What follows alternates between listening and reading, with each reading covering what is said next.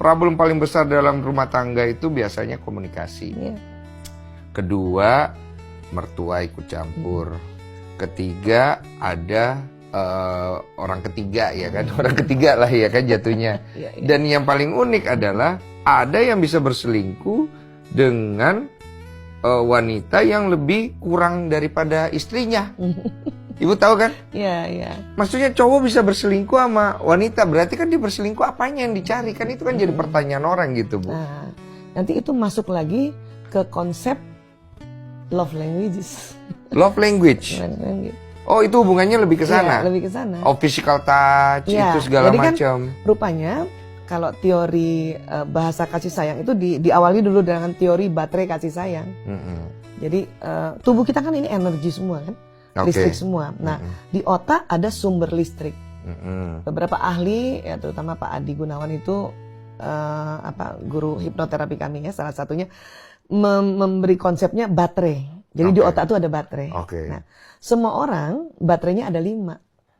Ada 5, semua ada orang. 5 nih, Bu. Ada 5. 5. Baterai ini namanya baterai harus di-charge setiap hari. Iya. Nah, di-charge-nya pakai apa? Bahasa kasih sayang, love languages. Nah, 5 ini di mana aja? Ini di sini. Oh, di sini semua nih, Bu. Di sini. Yang membedakan orang satu dengan orang lain, urutannya yang beda baterainya. Ya. Ada istri yang baterai pertamanya physical touch. Oh, Ada biasanya punya suami nanti beda baterai pertamanya. Jadi urutannya ini yang beda-beda. Apa aja sih, Bu? Physical touch. Physical touch. Kemudian act of service, pelayanan. Act of service, pelayanan. Word of affirmation, kata-kata pujian, ya, atau kata-kata dukungan, ya. Kemudian quality time. Waktu yang berkualitas. Berikutnya? Jadi ada 5. Ada 5. Ya, semuanya 5-5-nya ada di otak. Cuman urutan baterainya beda-beda. Ya. Dan gift, satu lagi gift. Gift? Hadiah. Oh, hadiah. Hadiah. Ya. Kita semua suka. Tapi ada yang suka banget gitu. Misalnya saya 5-5-nya suka. Tetapi rupanya berdasarkan watak saya, baterai pertama saya physical touch. Physical touch. Ya.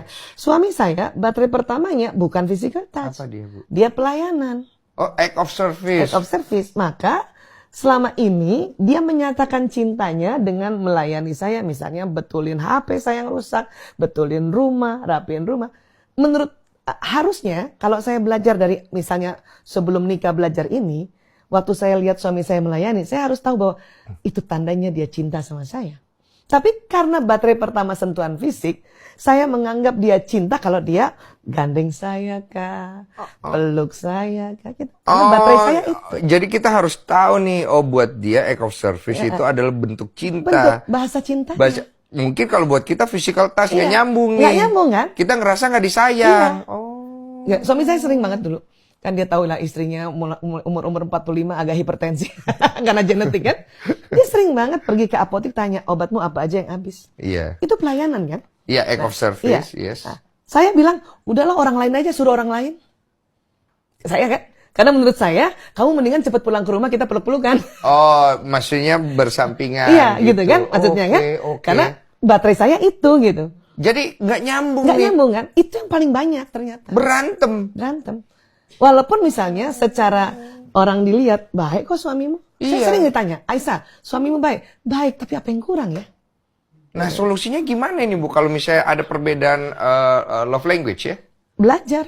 Belajar lagi, Bu? Akhirnya saya bilang sama suami, ayah, ada konsep baterai kasih sayang yang di-charge dengan bahasa kasih sayang.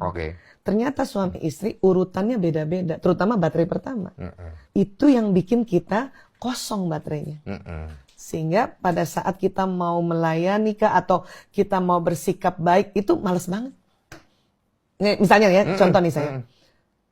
Berharap setiap hari paling enggak diginin aja sama suami nih, usap-usap kepalanya. Enak. Oh, itu langsung nge-charge. Nih nonton nih pasti sembari otaknya kayak gue nih, lagi mikir nih. Dari tadi saya lagi mikir juga nih. Iya. Nge-charge kan? Sehingga misalnya suami datang gitu kan, kita langsung sigap, bukan pintu. Kan gitu. Nah, suatu ketika misalnya, karena suami juga menganggap, kan saya udah sayang sama dia. Karena saya betulin ininya lah, rumah saya udah kasih lah, setiap mau kemana-mana saya siapkan mobil. Itu kan pelayanan kan? Ya kan?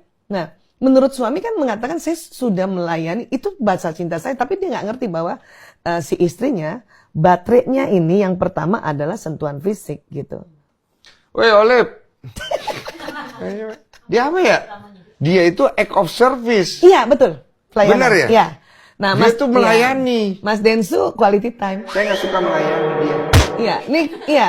Mas Jadi Densu, dia nggak bahagia dong Bu. makanya belajar harus ngerti bahwa kalau Ci Oli melayani itu cintanya di Mak Ci Oli. Kasihan istri saya Bu.